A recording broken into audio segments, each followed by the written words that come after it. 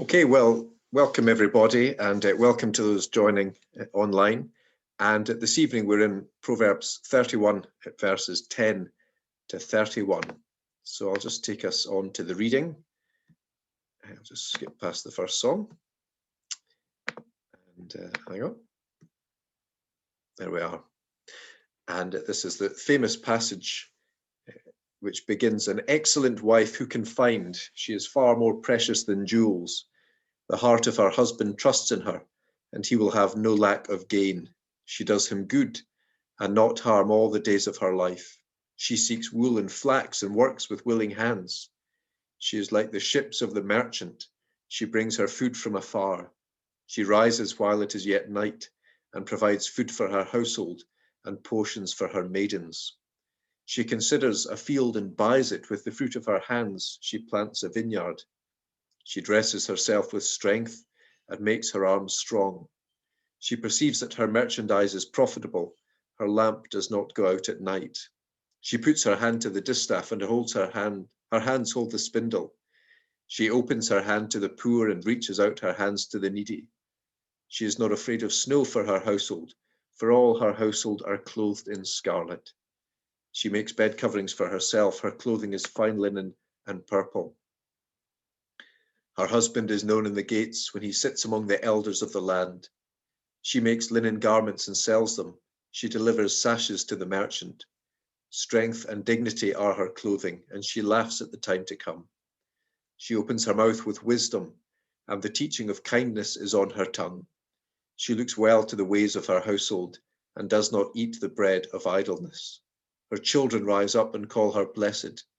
Her husband also, and he praises her. Many women have done excellently, but you surpass them all. Charm is deceitful and beauty is vain, but a woman who fears the Lord is to be praised. Give her of the fruit of her hands, and let her works praise her in the gates." So this evening we're going to look at this famous passage tonight. And I thought as we begin, it would be good to think of influencers. These are those who have a very strong social media presence and who are often seen as role models or heroes, particularly for a younger generation. I found on a website the ultimate list of top influencers on social media: food influencers, travel influencers, lifestyle influencers, most of whom I'd never heard of. But I did recognize some of the musicians, and I was quite amazed at the influence folks have. So Billie Eilish has 63.2 million followers on social media. Katy Perry surpasses that with 108.5 million followers. And Taylor Swift, I think, it wins with 133 million followers. That is a very significant number. That is twice the population of the UK following Taylor Swift on social media. And influencers are very much seen as role models. They are those to whom particularly younger people aspire, they admire them, they aspire to be like them, and very influential in who people look up to and who people look to in life. I don't know very much about all these influencers or about these musicians, but Proverbs 31 is an example of a very positive influencer. This lady, this woman, this wife of noble character. And I want us to focus on this lady tonight and to see what we can learn from her. This is Proverbs 31, the final chapter of the book, and we've dotted around a little bit. And tonight we find ourselves listening to the words of this fellow King Lemuel. And in the beginning of chapter 1, he explains that this is a summary of the advice his mother gave to him. So this isn't a man talking about a woman. He's passing on the advice his own mother gave to him about the kind of woman he should seek to marry. She begins at the beginning of the chapter by warning him. She warns him against excess, against casual relationships, that's verse 3, giving his strength to women, and against drunkenness, verse 4. So she's kind of giving him a pep talk before, in a sense, he leaves home and is exposed to all the temptations to which young people are exposed to. But she then gives him a very positive pen portrait of the kind of lady his mother would like him to bring home, the kind of lady his mother would like him to marry. Maybe it's a conversation she had with him when he was a young adult. And it might be a conversation that doesn't happen all that often in European culture, but in many cultures, parents have a significant say in marriage. Sometimes parents choose the marriage partner, or at the very least, make an introduction with somebody they know, a family they love and respect. And that's maybe a bit of what's going on here. She's giving him a talking to, saying, this is the kind of lady I want you to marry. In the West, we hope to marry the right person, but King Lemuel's mother wants him to marry the right sort of person. I was very struck when I went to a wedding about 20 years ago, and it was a Christian wedding in England, and the father of the bride made a very moving speech. And he actually said in his speech that he and his wife, the bride's mother, had prayed every day of their daughter's life that God would prepare a godly husband for her. And the Lord indeed did provide such a man. But it's not exclusively about weddings and marriages. It's about character, and the kind of character that a young lady should aspire to. It's the kind of ambition we should have for those who are our sisters, our daughters, the younger women in the church. It's a woman of noble character, not simply a wife of noble character. She is a picture of the lady who fears the Lord, verse 30 there on the screen. And it's not only women who can learn from her example, there's much that we men can take away and learn from her faith and her fear of the Lord. In the book of Proverbs, we've already met a woman called Lady Wisdom, who we're told is worth far more than rubies. And in a sense, this lady here is the personification of Lady Wisdom. If Lady Wisdom came to life, this is what she would look like. So we are presented with this lady as a role model, to be an influencer in our lives, different from the influencers the world gives to us. And I want to think about this person under three headings. The first of which is the woman who fears the Lord inspires great confidence. Secondly, the woman who fears the Lord demonstrates great competence. And thirdly, the woman who fears the Lord is known for her godly character. So firstly, the woman who fears the Lord inspiring great confidence. She is a person of worth. She is worth more than rubies. She seeks to help, not to harm her husband. She is for him, not against him. She is really what Eve was to be to Adam, to be a helper to her husband. She and her husband sing from the same hymn sheet. They share the same values and vision for their life together. He is able to proceed with his duties in the public square, knowing that she will look after the private sphere. That's verse 11 and verse 23.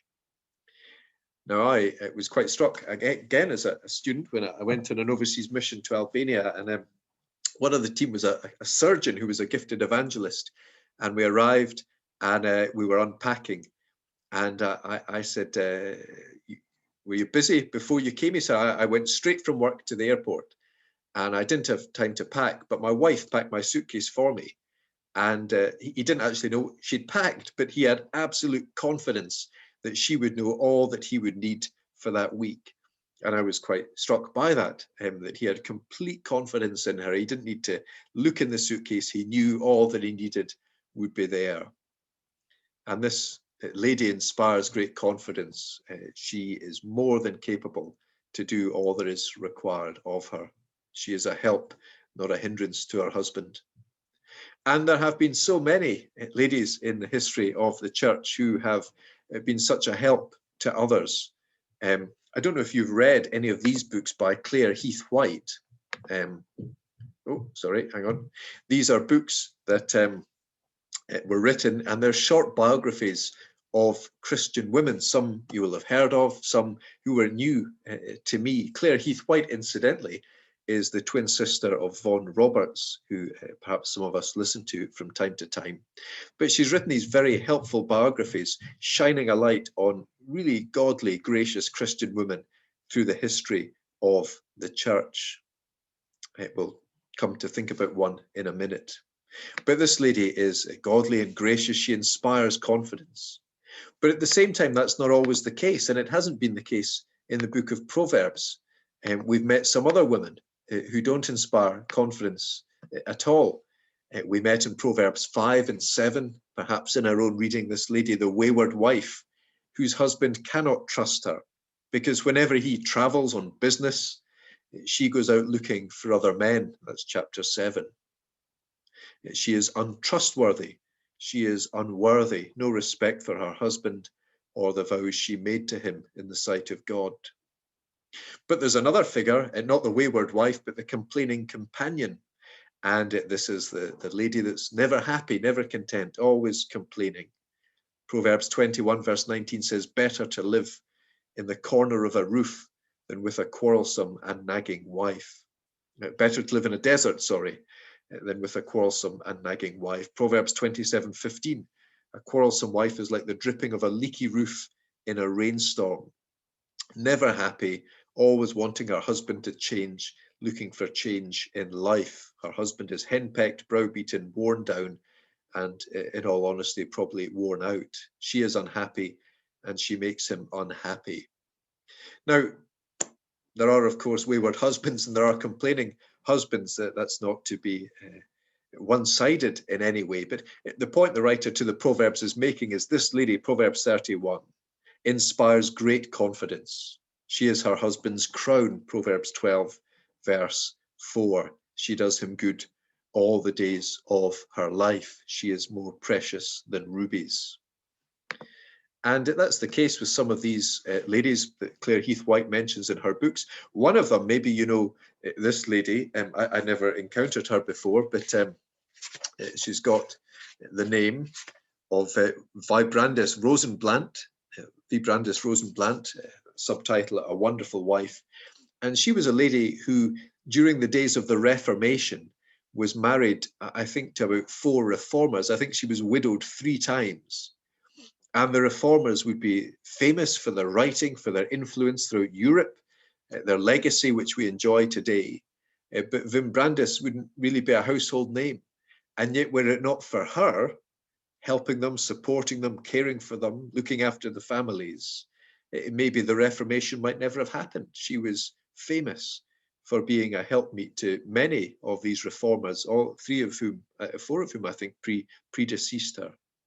So she inspired great confidence. And the woman who fears the Lord demonstrates great competence. That's our next heading. And these verses take the form of an acrostic poem, so they begin with subsequent letters of the Hebrew alphabet. There's an awful lot in them. We won't look at it all, but as we do, we see a clear picture emerging in what is, we could say, the A to Z of a godly woman. Verses 14 to 16, she gets up early to feed the household. Verses 18 to 22, she stays up late to clothe them. In Scripture, food and clothing represent our basic human needs, and she seeks to care for those under her roof. She manages her household well. She's an entrepreneur. She runs a couple of businesses. She sells her agricultural produce, 31 verse 16, maybe at the local farmer's market, and her textiles, verse 22, maybe online. There are, of course, many female entrepreneurs throughout the world. Denise Coates, one of the wealthiest, she set up a betting firm worth hundreds of millions of pounds. I wouldn't recommend any of us do that, but she's very successful.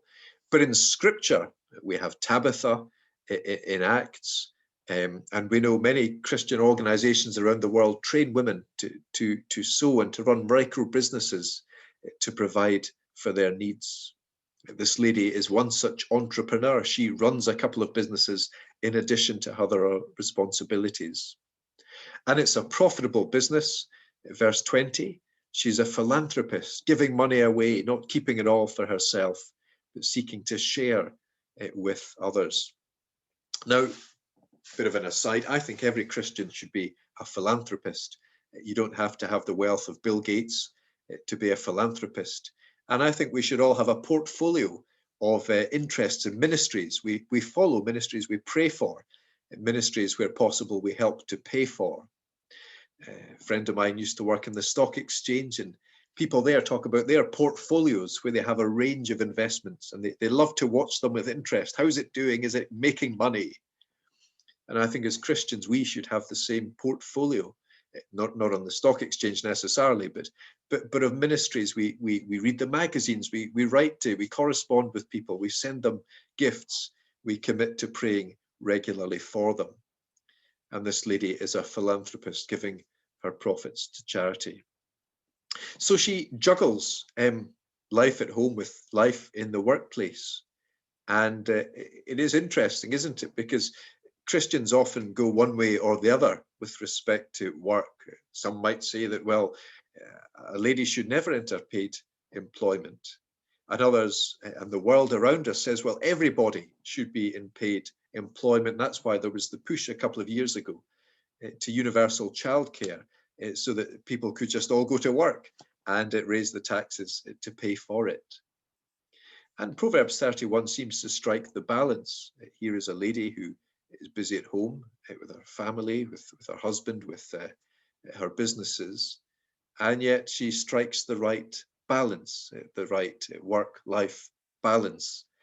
She doesn't put everything on hold to advance her career, but at the same time, there is an overflow of her domestic responsibilities to the blessing and to the benefit of others. I recognise that we need to tread carefully. It's a sensitive subject, and a politically sensitive subject, matters such as the gender pay gap and so on. But this chapter seems to neither require nor restrict women in the workplace. This lady does both. She works hard at home and she works in the wider community. And in our day, of course, where everybody seems to be working from home, there are these flexible patterns. Even before lockdown, people spoke about flexi time, about the gig economy. Now we speak about WFH, working from home.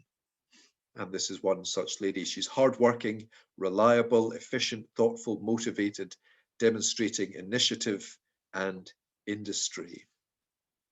And there are many, many, again, people we could look to see such an example. This is a photograph taken from a Bible college in Romania. And we did some trips here. And the Romanian Christians are incredibly hardworking.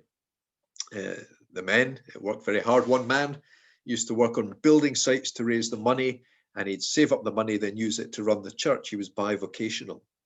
And the women worked incredibly hard as well. Many of the Romanians really function a bit like crofters. They would have their house and some land with sheep and chickens and pigs, and they would grow vegetables and fruit in their gardens.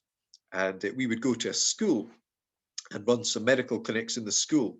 And some of the dinner ladies were Christians. They would prepare the meals for us. But that wasn't their only job. Before coming to school, there was one lady whose name unfortunately slips my mind, but she would get up early and feed the animals and so on, and then bake bread. She would then take the bread into town, sometimes in a horse and cart, to sell it.